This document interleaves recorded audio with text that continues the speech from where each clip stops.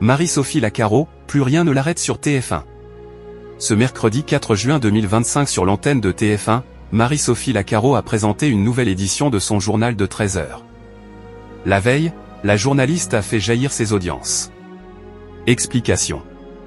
Avant la venue de Gérald Darmanin sur le plateau de Gilles Boulot sur l'antenne de TF1, Marie-Sophie Lacaro a informé les Français ce mardi 3 juin 2025 à la mi-journée, juste après une nouvelle victoire d'Emilien dans les 12 coups de midi. Lors de cette édition, les violences dans les transports ont été évoquées, avec des vidéos et des témoignages à l'appui.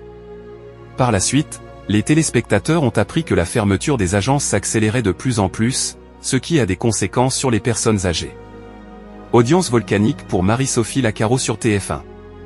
L'éruption de l'Etna a également eu droit à un sujet, car de nombreux touristes ont été pris au piège. Dans la deuxième partie du journal, les Français ont pu découvrir un parking pas comme les autres, avec des avions situés à 1000 mètres d'altitude en Espagne, ou encore la passion du karaté, ainsi que la découverte du marché de Célestat pour le concours du plus beau marché de France.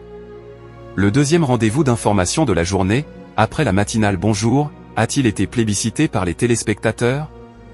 La réponse est sans surprise. Ce mardi 3 juin 2025, Marie-Sophie Lacaro a informé près de 4,11 millions de personnes en moyenne de 12h58 à 13h40, soit 43% de part de marché auprès de l'ensemble du public. Le JT de 13h a atteint un pic à 4,27 millions de téléspectateurs à 13h21. Marie-Sophie Lacaro explosive sur TF1.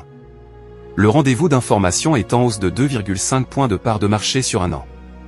Sur une semaine, le JT a bondi de 4 points de part d'audience. Après avoir essuyé l'une des pires semaines de la saison lors de la semaine de l'Ascension, à la fin du mois de mai, plus rien n'arrête Marie-Sophie Lacaro, pas même les échanges de la balle jaune à Roland-Garros sur France 4. Sur les cibles commerciales, TF1 est largement leader, et aucunement inquiété par la concurrence. Marie-Sophie Lacaro a réuni 40,3% de part de marché auprès des femmes responsables des achats de moins de 50 ans, 36,5% sur les 25-49e ans, ainsi que 33,2% de part d'audience sur les CSP+.